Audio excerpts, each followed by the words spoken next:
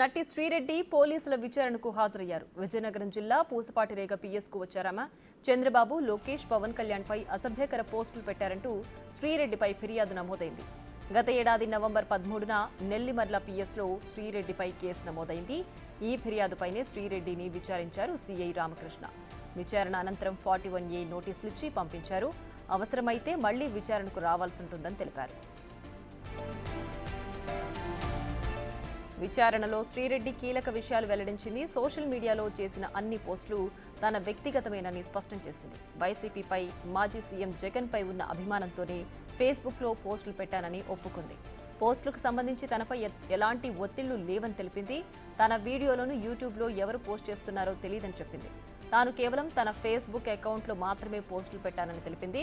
జగన్మోహన్ రెడ్డిపై ఉన్న అభిమానంతోనే చంద్రబాబు, లోకేష్, పవన్ కళ్యాణ్పై అనుచిత వ్యాఖ్యలు చేశానని స్పష్టం చేసింది. తన న్యాయవాది సమక్షంలోనే శ్రీరెడ్డిని విచారించారు పోలీసులు.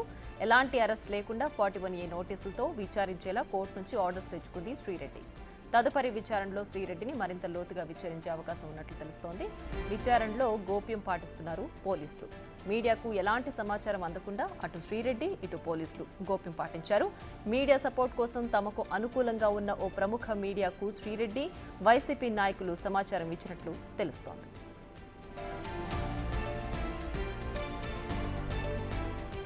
మరోవైపు విచారణ నిమిత్తం అనకాపల్లి పోలీస్ స్టేషన్కి కూడా హాజరయ్యారు శ్రీరెడ్డి.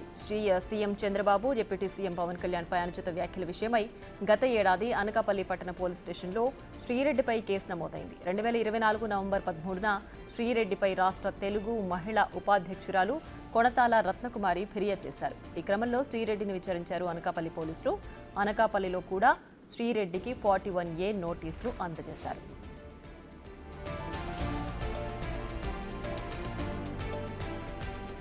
ఇదే అంశానికి సంబంధించి మరింత సమాచారాన్ని మా ప్రతినిధి రాజు ఫోన్ లైన్ లో అందిస్తారు. రాజు,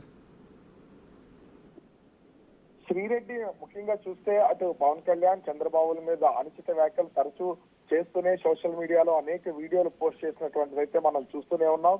అటు దాదాపుగా 2019 నుంచి 24 మధ్య కాలంలో వైసీపీ అధికారంలో ఉన్నటువంటి సమయంలో పవన్ కళ్యాణ్ ని ముఖ్యంగా టార్గెట్ చేస్తూ ఎన్నో విమర్శలు చేసినటువంటి పరిస్థితి అయితే ఉంది. ఎన్నో వీడియోలు చేసి వాటిని సోషల్ మీడియాలో పోస్ట్ చేయడం, ముఖ్యంగా లోకేష్ విషయంలో, చంద్రబాబు విషయంలో కూడా ఎక్కడ తగ్గకుండా ఆ శ్రీరెడ్డి తన నోటికి పని చెప్పినటువంటి పరిస్థితి అయితే ఉంది.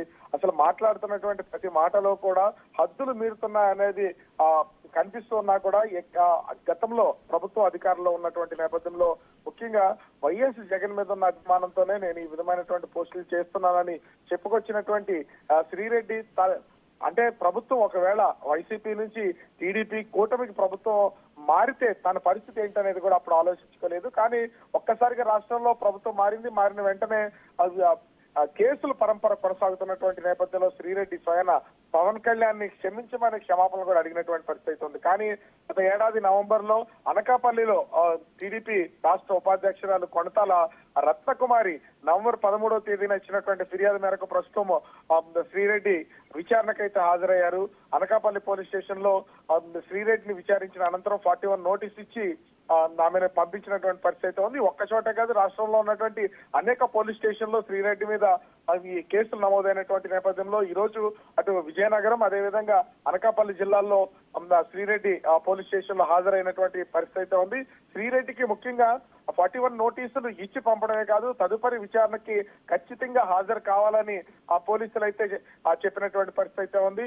ఇది కేవలం ఎంత మాత్రం క్షమాపణ చెప్పినా లేదా తెలియక మాట్లాడాలని చెప్పడానికి అయితే ఏం లేదు. శ్రీరెడ్డి కాన్సెప్ట్ లో ఉండే అనుచిత వ్యాఖ్యలు అటు చంద్రబాబు, అదేవిధంగా నారా లోకేష్, పవన్ కళ్యాణ్ మీద చేసినటువంటి ఈ వ్యాఖ్యల నేపథ్యంలోనే ప్రస్తుతం అయితే రాష్ట్ర వ్యాప్తంగా ఉన్నటువంటి అన్ని పోలీస్ స్టేషన్ నుంచి వరుసగా శ్రీరెడ్డికి అయితే నోటీసులు అందుతున్నాయి. వాటికి సమాధానం చెప్పడానికి, రిప్లై ఇవ్వడానికి తన అడ్వకేట్ తో కలిసి పోలీస్ స్టేషన్ అయితే హాజరవుతుంది. అయితే వీటి తర్వాత 41 నోటీస్ ఇచ్చి పంపించినటువంటి పోలీసులు విచారణకు పిలిచి అరెస్ట్ చేస్తారా లేదా ఇదే విధంగా మొత్తం స్టేట్ లో ఉన్నటువంటి అన్ని పోలీస్ స్టేషన్లు తిప్పుతారా అనేది మాత్రం వేచి చూడాల్సినటువంటి పరిస్థితి కనిపిస్తుంది. Priya. Right Raju, thanks for the updates.